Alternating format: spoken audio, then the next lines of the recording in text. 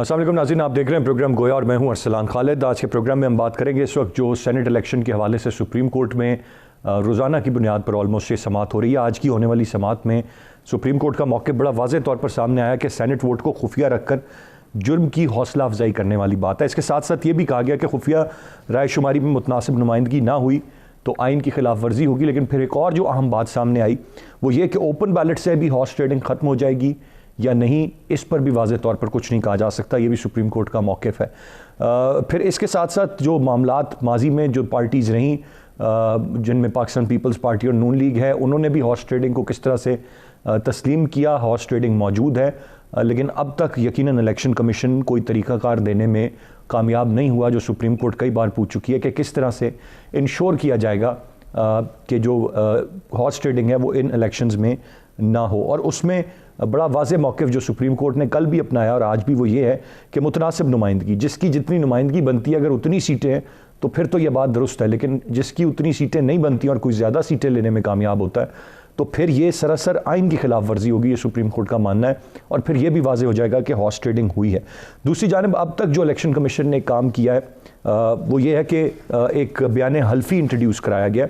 इस दफ़ा ये बयान हल्फी तमाम तर लोग देंगे और इस बयान हल्फी में एक ID कार्ड नंबर होगा, नाम होगा और ये बयान हल्फी ये बताएगा जी कि कोई भी शख्स जो है वो पैसे का इस्तेमाल नहीं कर रहा, पैसे लेके वोट नहीं दे रहा, बल्कि अपनी मर्ज़ी के मुताबिक वोट दे रहा है। पर सवाल यही है कि इस बयान हल्फी से भी क्या इंश्योर हो पाएगा कि हॉर्स ट्रेडिंग होती है या नहीं होती है। इस वक्त ये एक अहम मामला है। हर जमात दावा कर रही है कि वो एक अपसेट करेगी, वो सरप्राइज़ देगी। इवन हुकूमती जमात के जो फिगर्स बताए जा रहे हैं कि कितनी सीटें वो लेंगे वो भी उतनी नुमाइंदगी नहीं बनती, लेकिन उससे ज़्यादा सीटों के दावे हैं। फिर मुख्तलिफ राब्ते हैं, जोड़ तोड़ का सिलसिला है और हुक्मरान जमात इमरान खान साहब वज़ीर-ए-आज़म पाकिस्तान ख़ुद इन तमाम तर मामलात को देखेंगे और वो राब्ते भी कर रहे हैं, नाराज़ अरकान को भी मना रहे हैं और उन्होंने दीगर लोगों को भी हिदायत की है कि जिसके जहाँ जहाँ राब्ते हैं वो वहाँ वहाँ अपने मामलात को देखे।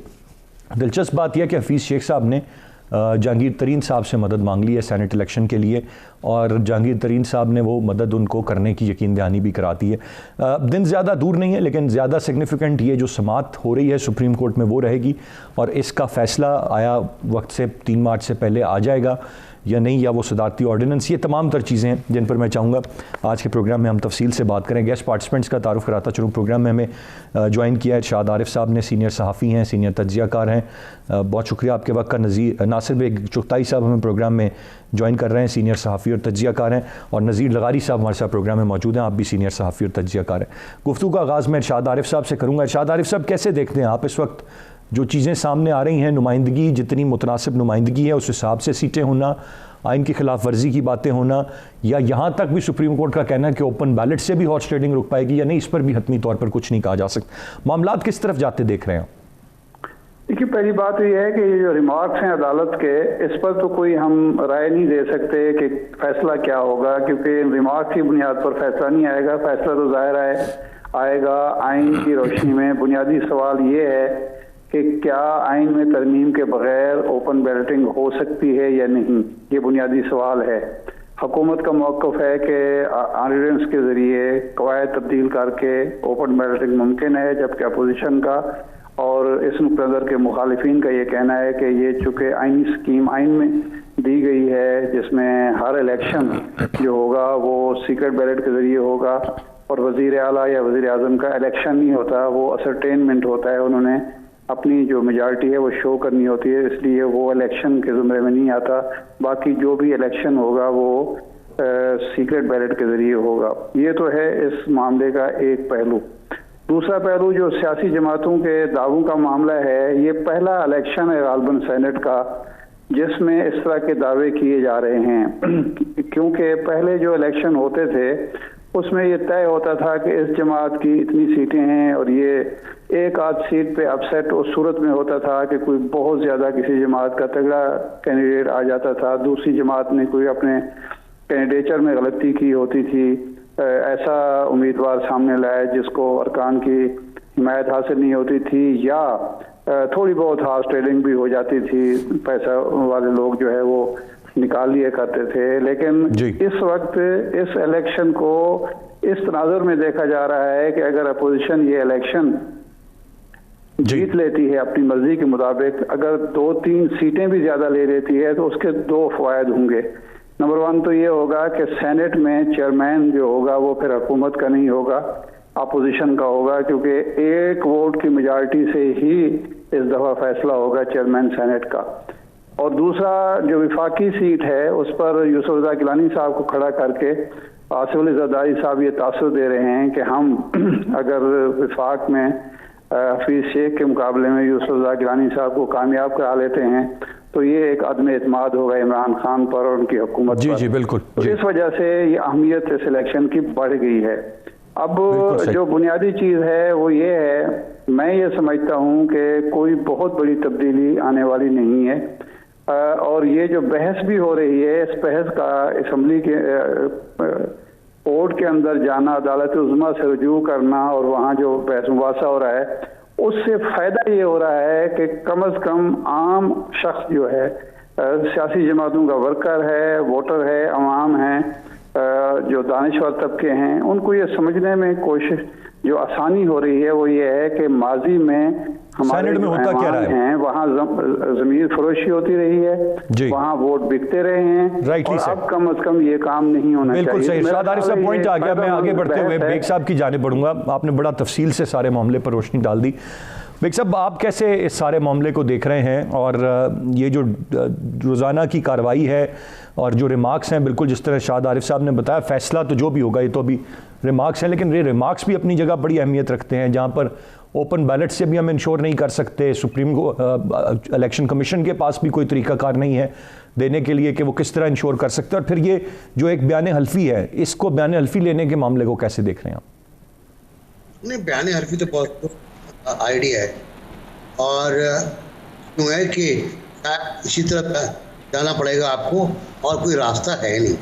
देखिए, जो भी रिमार्क्स आ रहे हैं, मुमकिन है सुप्रीम कोर्ट प्रोब कर रही हो, देख रही हो कौन कौन से ऑप्शन हैं।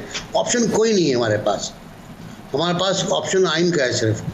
अब उस आइन से बाहर आप निकलना चाहेंगे तो बड़े मसाइल पैदा हो जाएंगे। 226 मेरा ख्याल है वो आर्टिकल है जिसमें कहता है मासिवाए वज़ीर आज़म और चीफ मिनिस्टर के बाकी तमाम बैलेट जो है वो सेक्रेट होगा। चीफ मिनिस्टर और प्राइम मिनिस्टर का भी पहले सेक्रेट था, 2010 में इसको डाला गया है कॉन्स्टिट्यूशन में इसके अंदर।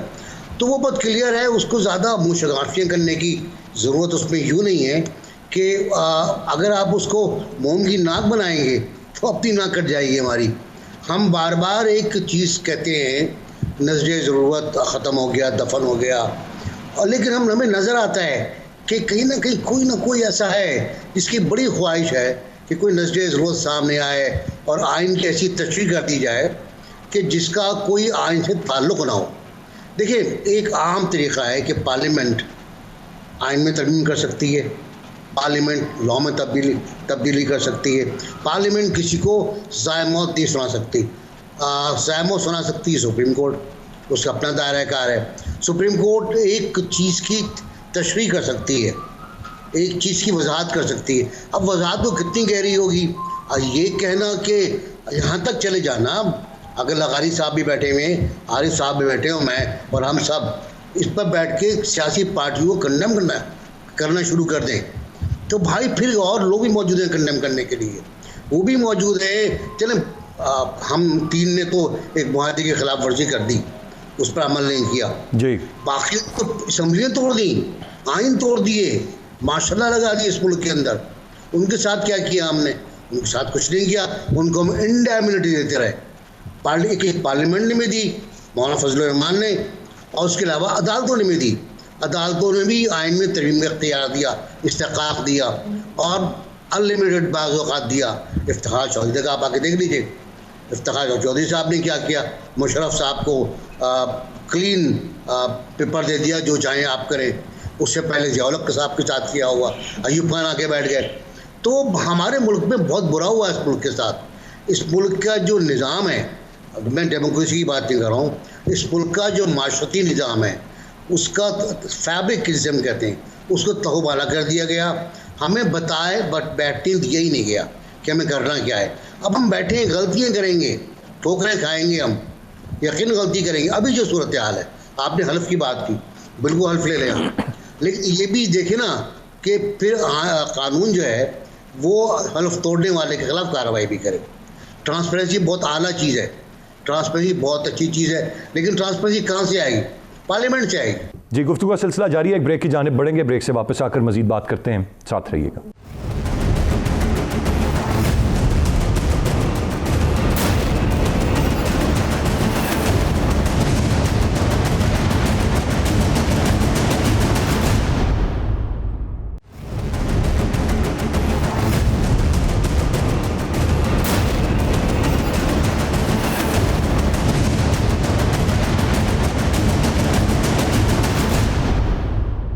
जी वेलकम बैक। नज़ीर लगारी साहब की जाने में बढ़ूंगा। लगारी साहब, आपसे जानना चाहूँगा, आप जो इस वक्त इलेक्शन कमीशन ने एक बयान हल्फी की बात की है, बयान हल्फी लेने का फ़ैसला किया है तो सब लोगों से, लेकिन एक रियलिटी ये भी है कि इलेक्शन कमीशन ये वाज़ेह तौर पर सुप्रीम कोर्ट में बता रहा है कि सीक्रेट बैलेट में कोई तरीक़ाकार नहीं है कि वो ये पता लगा सके कि किसने कहाँ वोट दिया है, इसकी इजाज़त नहीं है, कोई तरीक़ाकार नहीं। फिर ये बयान हल्फी से क्या कोई किसी को रोक पाएगा हॉर्स ट्रेडिंग से, या कहीं पैसे लेकर वोट देने से, या दीगर मामलात से? पहली बात यह है कि बयान हल्फी कोई आइन से मावरा कोई एक डॉक्यूमेंट आप शामिल करना चाहेंगे? इलेक्शन कमीशन या कोई और इदारा क्या आइन को एब्रोगेट कर सकता है? क्या आइन को अबाइंस में रख सकता है? क्या आइन के पर अमल दरामद रोक सकता है? क्या आइन के किसी चेक को तब्दील कर सकता है? क्या आइन के किसी सेमीकोलन, किसी कॉमा, किसी फुल स्टॉप, किसी एक हर्फ को इधर से उधर कर सकता है? मेरा ये ख्याल है, और नहीं बल्कि ये एक तस्लीम शुदा हकीकत है कि पाकिस्तान के आइन में तरमीम की एक ही सूरत है कि कौमी असम्बली की 2/3 अक्सरियत और सेनेट की सादा अक्सरियत या पार्लियामेंट की मजमूई 2/3 अक्सरियत और उसको पास करे तो हो सकता है कि आइन में तरमीम हो। कोई इदारा, कोई फ़र्द, कोई शख्स, कोई और गवर्नमेंट, एग्जेक्टिव ब्रांच, कोई मीडिया, अदलिया, कोई भी आइन में तरमीम नहीं कर सकती, आइन को बदल नहीं सकती है। आइन का एक तरमीम में मारूफ तरीक़ाकार मौजूद है जो आइन के अंदर दर्ज है।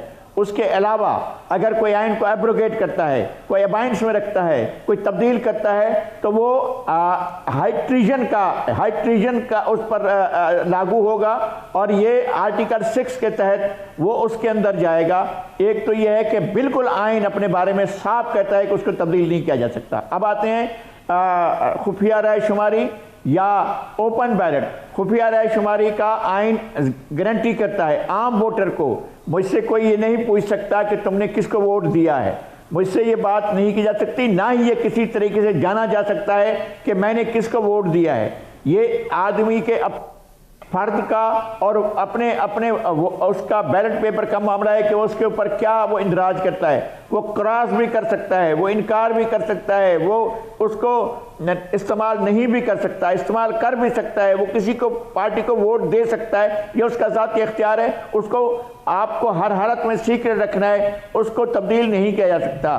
सेनेट में भी यही तरीक़ाकार है कि उसको, हाँ, अगर ये आइन में तरमीम कर लेते और ओपन बैलेट करते थे तो ये बिल्कुल साफ जाहिर था कि वो कर सकते थे, लेकिन आइन ये कह रहा है कि सीक्रेट बैलेट होगा तो उसको तब्दील नहीं किया जा सकता। और इस तरह का कोई हल्फनामा भी आइन के साथ मुतसादिम होगा, आइन के बिल्कुल उलट होगा, आइन का तजाद होगा। कोई इस तरह का हल्फनामा लिया जाए कि जी आपने जो है वो पैसे लिए नहीं लिए, ये हो सकता है आप लेना चाहें किसी और तरीके से, लेकिन आइन ने इस सिलसिले में आपको हिदायत नहीं की है।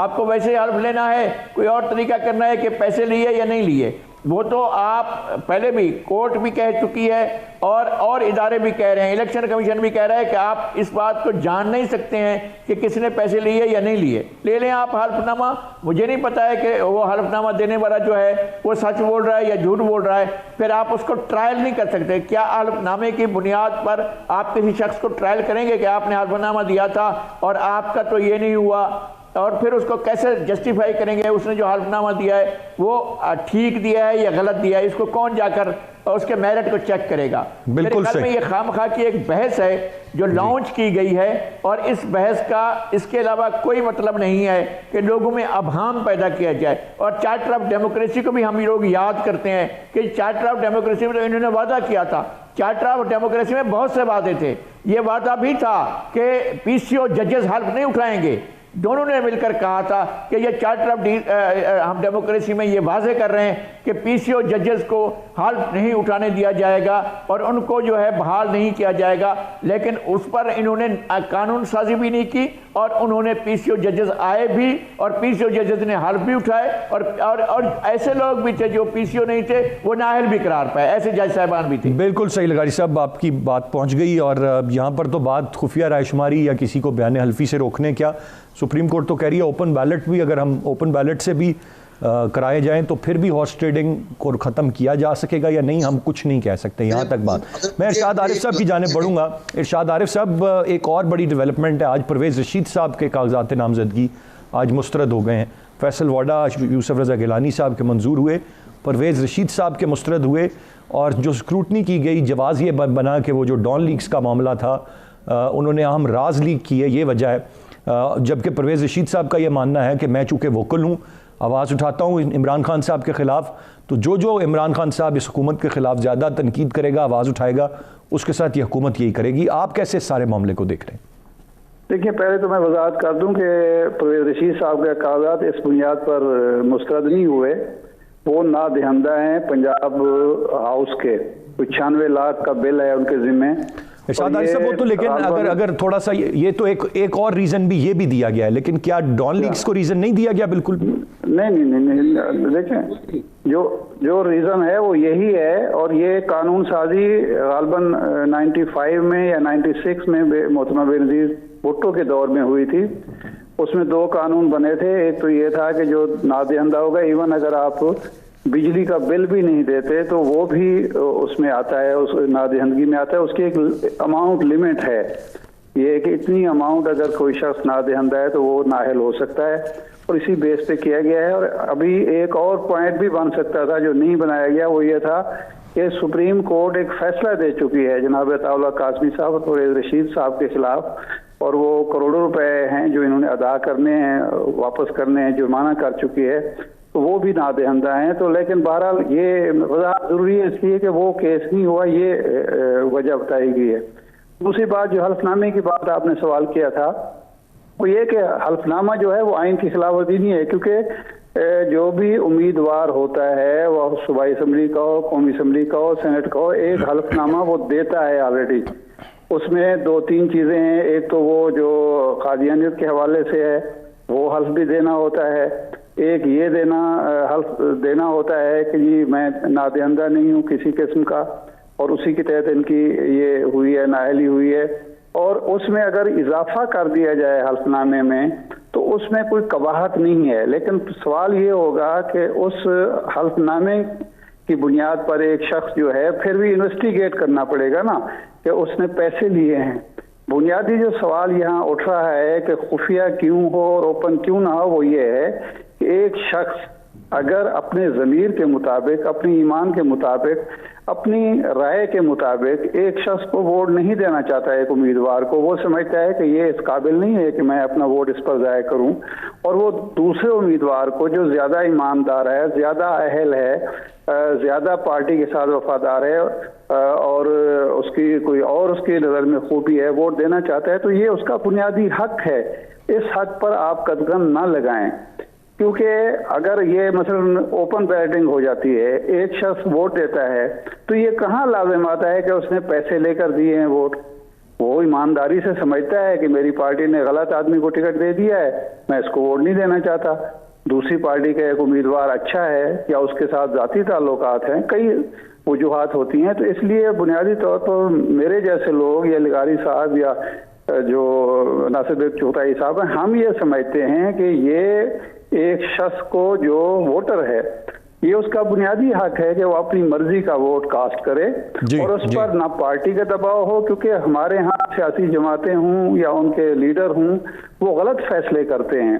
वो अपने ज़ाती ताल्लुकात की बुनियाद पर किसी शख्स को से पैसे लेके पार्टी फंड के नाम पर वो टिकट देते हैं, जिसकी वजह से एक रिएक्शन आता है पार्टी के अंदर, कारकुनों के अंदर भी होता है, MPs के अंदर भी होता है, MNs के दरमियान भी होता है।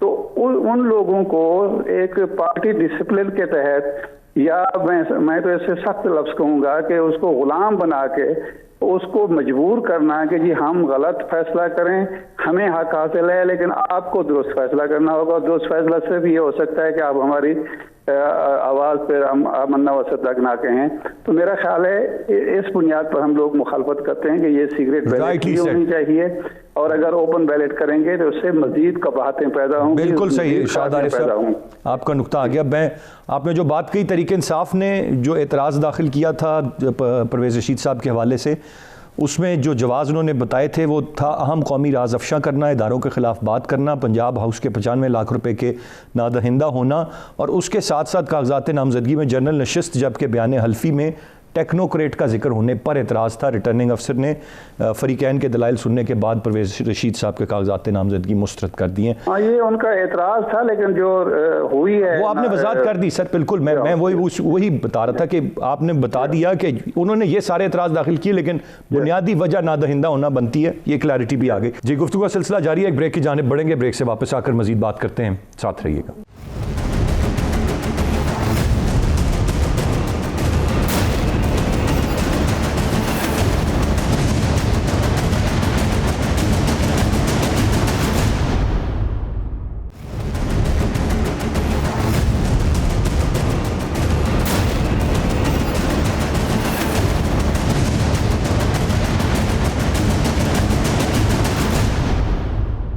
जी वेलकम बैक। बेग साहब, मैं जानना चाहूँगा आपसे, इस वक्त जो बिलावल साहब ने उन्होंने कहा मार्च में मार्च होगा, कारकुनान तैयार रहें, दोबारा से चार्ज हो रहे हैं। अब तो सेनेट का इलेक्शन है और उसके बाद मार्च का महीना, ये बड़ा अरसे का रुका हुआ मार्च है। कितना उम्मीदें हैं इससे पीडीएम को, और कितना ये मार्च इफेक्टिव हो सकता है?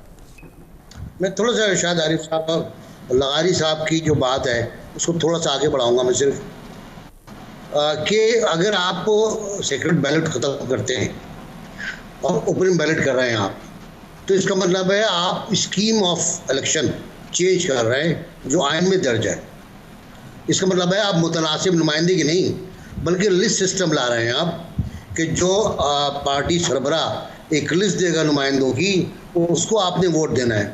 इसका मतलब है कि आप पार्टी के सरबरा की आमरीत कायम कर रहे हैं, और आइन उसी से बचा रहा है आपको। आइन कह रहा है आपका जो ज़मीर है, आपका जो जहन और दिमाग कहता है, उसके मुताबिक अपना वोट देंगे आप इन इंतखाबात में। बहुत ओपन बात है ये, वरना तो फिर कल आने के बाद आप किसी बिल की मुखालफत नहीं कर पाएंगे, किसी लॉ की, आम लॉ की मुखालफत नहीं कर पाएंगे आप जो हलफनामे की बात कर रहे हैं, अगर ये लॉ बनाते हैं आप, तो आप इसकी मुखालफत भी नहीं कर पाएंगे भाई, ना इसकी हिमायत कर पाएंगे आप। जरदारी साहब कहेंगे कि इसकी मुखालफत करो, इमरान खान कहेंगे जी इसकी हिमायत करो, मरियम कहेंगी कि बीच में खड़े रहो, बड़े मसले हो जाएंगे ये। तो जो स्कीम ऑफ पोलिंग है, जो स्कीम ऑफ इलेक्शन है, बहुत सोच समझ के 226 डाला गया था इसके अंदर, और 118 भी इसी वजह से कि इलेक्शन कमीशन टू गार्ड से मुराद क्या है? गार्ड से मुराद ये गन ले खड़ा हो जाएगा वो। गार्ड से मुराद ये है कि उसका जो पोलिंग का सामान है, उसके पोलिंग के इंतजामात और इस बात के इंतजामात के करप्शन ना हो, वो करेगा वो। उसके पास पुलिस नहीं है, फोर्स नहीं है कि वो बंदे को उठा के ले जाएगा तूने कितने पैसे दिए, ना वो बकौल अटॉर्नी जनरल के उन बैग्स को तलाश कर सकता है जो इस्लामाबाद में घूम रहे हैं इस वक्त, ना उन हुंडीज़ को तलाश कर सकता है जो दुबई जा रही हैं। ये पूरा काम सरकार का है कि वो ला के दे, और मेरे ख्याल है उस पर मीटिंग भी होने वाली है। अब जहाँ तक ताल्लुक़ है मार्च में, तो ये एक प्लान है पूरा पीडीएम का उन्होंने बनाया है कि हमें मार्च करना है। लेकिन मेरा अपना ख्याल ये है कि मौसम तो खैर बहुत अच्छा होगा अब, लेकिन रमज़ान आ जाएंगे तो मौलाना फजलुर रहमान क्या मशवरा देंगे वो मैटर करता है कि रमज़ान में क्या आप सैर अफ्तार वहीं करेंगे, क्या अगर धरना देंगे, अगर आप मार्च तो हो सकता है, धरना कितना बड़ा होगा, मुझे नहीं लगता कि धरना ज़्यादा लंबा करेंगे ये लोग। ठीक है, बेग साहब पॉइंट आ गया। मैं ज़रा लगारी साहब की राय ले लूँ, वक्त थोड़ा सा कम है। लगारी साहब, एक अहम चीज़ जो है वो इस्लामाबाद है, यूसुफ रज़ा गिलानी साहब हैं, उधर जहांगीर तरीन साहब जैसे सियासतदान की मदद मांग ली है हफीज़ शेख साहब ने। इस्लामाबाद इस वक्त अहम है, लेकिन the person who's calling the shots is in Karachi. Asif Zardari साहब वो वहाँ पर हैं, आप वहाँ पर हैं। क्या समझते हैं यहाँ पर कोई अदम एतमाद होना या कोई इसी कोई जवाब बनाना? यूसुफ रज़ा गिलानी साहब के जीतने के चांसेस या कोई अपसेट की कितनी उम्मीद है यहाँ से? देखिए, जो ख़बरें आ रही हैं, जो इतलात मिल रही हैं, उनकी बुनियाद पर एक बात मौजूद है कि बहुत से इलाकों में पार्टी के अंदर, पीटीआई के अंदर एक रेजिस्टेंस मौजूद है। मैं कई अरकान असम्बली को जानता हूँ जो इन्होंने वादा किया था सूबा देने का, उन्होंने उस पर अमल दरामद नहीं किया, बल्कि बहुत ही बेदिली से नीम दिलाना कुछ इक़दाम किए। इस वजह से सियासी बुनियादों पर लोग नाराज़ हैं।